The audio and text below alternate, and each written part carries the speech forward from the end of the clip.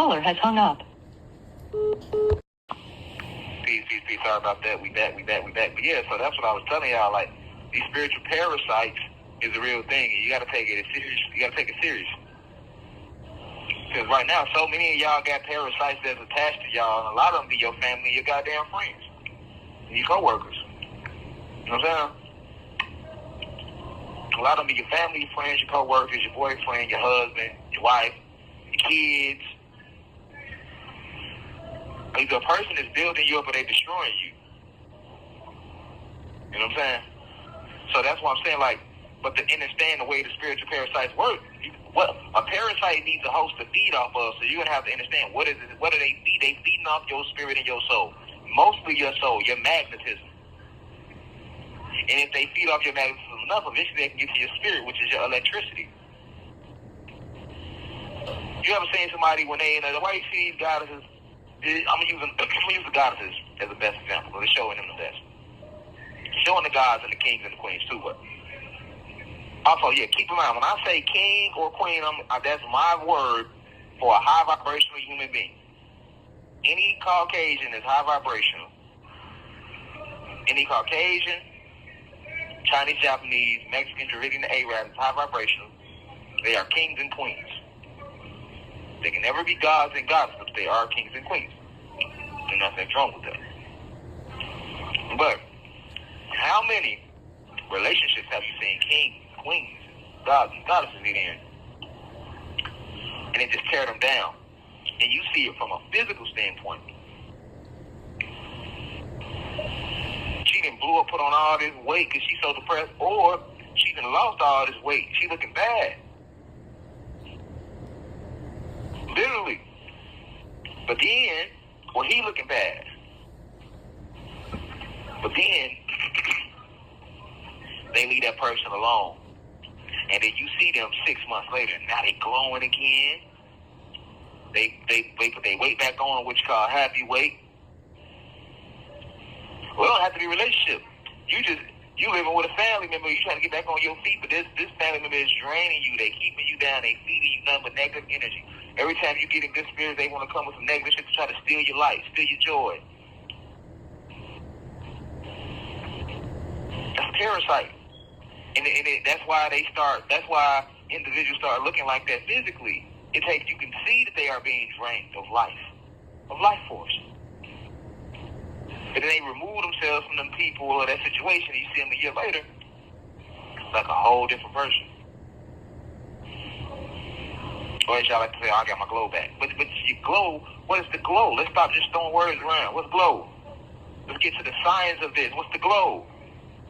Just making you glow, your soul. Your force. So we understand what the force is, but we don't talk about that enough. We're using all these words like ashe, prana, and chi. Do you understand the words you use? You see what I'm saying? And it's also why you have to protect the force with your life. You want to know why you're not able to fly, phase through walls, move things with your mind? It's because you do not have enough force to build up. That's what meditation is for. That's what fasting is for. Because when you meditate, you what? You remove yourself from everything and it's just focusing on you. When you fast, you what? You're not eating these foods also are full of spiritual parasites.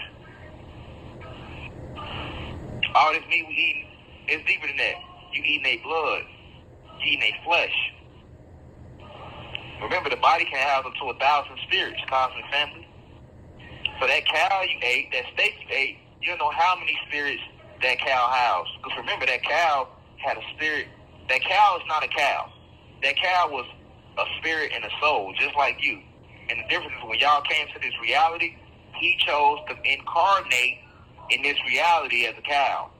You chose to incarnate in this reality as an avatar. That's the only difference.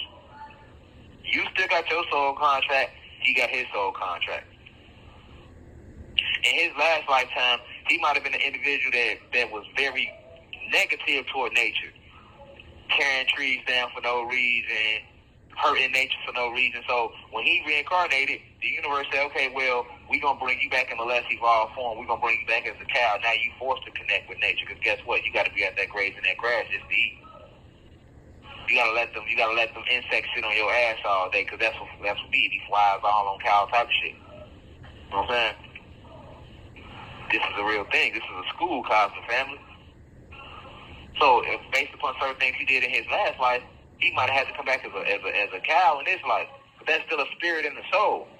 That's why they tell you, when you see the bees, speak to them. When you see the insects, real insects, not the roaches, not the lice, not the bed bugs, not the mosquitoes, not the flies. Those are all man-made insects, which hold low vibrational spirits within them. Right? Notice if you watch scary horror movies, every time they watch a movie dealing with some type of demonic possession, they're going to show a lot of flies in that movie. Because it's a very well-known fact that evil spirits like to incarnate in the bodies of flies, or mice, or rats, or roaches, or mosquitoes. This is true. Low vibrational forms, the fallen angels, evil spirits, devils.